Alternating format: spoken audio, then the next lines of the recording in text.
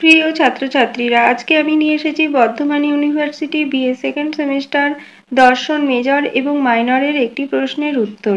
প্রশ্নটি হলো, সাংখ্য দর্শনের পুরুষ কি? পুরুষের অস্তিত্বের সপক্ষে যুক্তিগুলি কি কি? পুরুষ প্রকৃতি তত্ত্ব ছাড়াও সাংখ্য দর্শনের দ্বিতীয় একটি তত্ত্ব স্বীকার করা হয়েছে, সেটি হলো পুরুষ বা আত্মা। পুরুষ হলো সাংখ্যের দ্বিতীয় স্বীকৃত তত্ত্ব। আমরা পুরুষ বা আত্মার অস্তিত্ব অস্বীকার করতে পারি না। জগতের সবকিছুকে অস্বীকার করলেও আমার নিজের অস্তিত্বকে অস্বীকার করা অসম্ভব। আত্মার অস্তিত্ব স্বীকার করে নিয়েছেন এই পুরুষ বা আত্মা সত্ত্ব, রজ ও তমগুণের অতীত এবং তাদের থেকে সম্পূর্ণ ভিন্ন ধর্মের আরেকটি শ্রেণী দ্রব্য। পুরুষকে বর্জন করে জগতের ব্যাখ্যা হতে পারে না। পুরুষ বা আত্মার অস্তিত্বের সপক্ষে যুক্তি। সাংখ্য দর্শনে পুরুষ বা আত্মার অস্তিত্বের সপক্ষে একাধিক যুক্তি দেখানো হয়েছে। এই সব যুক্তি দ্বারা পুরুষ বা আত্মার অস্তিত্ব প্রমাণিত হয়েছে। যুক্তিগুলি হল: সংঘাত পরার্থতাৎ, পুরুষ অস্তিত্বশীল, যেহেতু সংঘাত মাত্রই অন্যের প্রয়োজন সিদ্ধ করে। যে পদার্থ মিলিতভাবে কার্য করে তাকেই সংঘাত বলা হয়। সংঘাত বস্তুমাত্রই কারো না কারো উদ্দেশ্য সাধন করে থাকে। ব্যবহারিক জীবনে আমরা দেখতে পাই যে শয্যা, আসন, ঘট, পট প্রভৃতি সংঘাত পদার্থ অচেতন এবং এরা সকলেই অপরের প্রয়োজন সাধন করে থাকে। প্রকৃতি এবং তার পরিণামজাত সকল পদার্থই সংঘাত বা সংহত বা মিলিত। এই সংঘাত পদার্থ কোনো চেতন সত্তার প্রয়োজনেই সংঘাত বা উপাদানের দ্বারা উৎপন্ন হয়ে থাকে।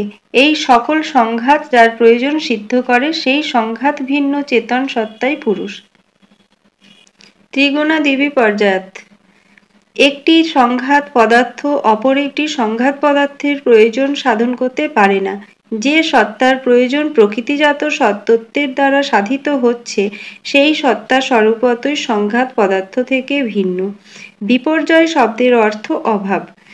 সংঘাত পদার্থ ত্রিগুণাত্মক, অতএব ত্রিগুণাদি বিপর্যয় বলতে ত্রিগুণের অভাব, ত্রিগুণ শূন্যতা বোঝায়।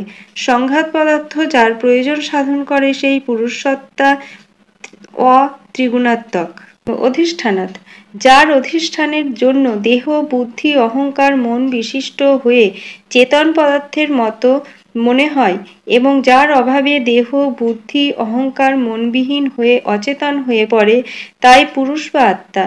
সচেতন একজন রথী না থাকলে যেমন অচেতন রথ ঠিক পথে চলতে পারে না, তেমনি অচেতন প্রকৃতির কার্য যে নিয়ম শৃঙ্খলার সাথে ঘটতে দেখা যায় তাও কোনো সচেতন সত্তার সাহায্য ছাড়া হতে পারে না। এই সচেতন সত্তাই পুরুষ। ভক্তি ভাবাৎ, পুরুষের অস্তিত্ব সাধক আরেকটি হেতু হল ভক্তি ভাবাৎ। সুখ, দুঃখ, বিষাদ কোনো না কোনো কর্তার দ্বারা উপলব্ধ হয়ে থাকে। যে কোনো অভিজ্ঞতাই কোনো এক কর্তার অভিজ্ঞতা। কর্তাকে বাদ দিয়ে কোনো অভিজ্ঞতার কথা চিন্তা করা যায় না।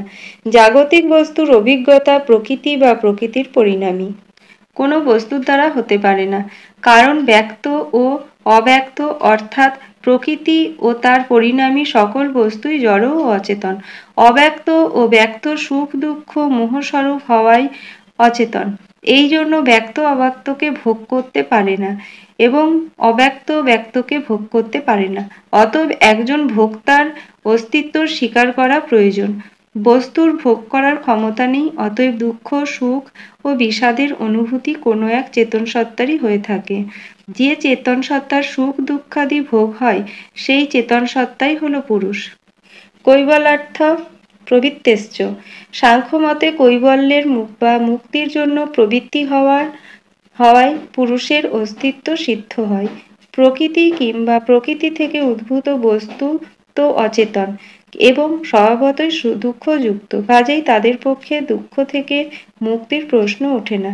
তাহলে প্রকৃতি থেকে স্বতন্ত্র এক সচেতন সত্তার অস্তিত্ব স্বীকার করতে হয়, নইলে কৈবল্য লাভের চেষ্টার কোনো অর্থ হয় না। এই সচেতন সত্তাই পুরুষ। চিরন্তন শুদ্ধ চৈতন্য পুরুষ অজ্ঞানতায় আচ্ছন্ন হয়ে নিজেকে প্রকৃতির পরিণাম বুদ্ধি বা অহংকারের সঙ্গে নিজেকে এক করে দেখে। এর ফলে নিরন্তর জন্মান্তর ও দুঃখ ভোগ করতে হয়, কিন্তু যে মুহূর্তে পুরুষ ও প্রকৃতি পৃথক জ্ঞান হয় সেই মুহূর্তে আত্মা জন্মান্তরের হাত থেকে মুক্ত হয়ে কৈবল্য বা মুক্তিপ্রাপ্ত হয়। সাংখ্যের অন্যান্য শাখায় বলা হয়, বেদে উল্লিখিত ধ্যান ও অন্যান্য যোগ পদ্ধতির মাধ্যমে আত্মাকে উন্নত করে মোক্ষলাভ করা যায়।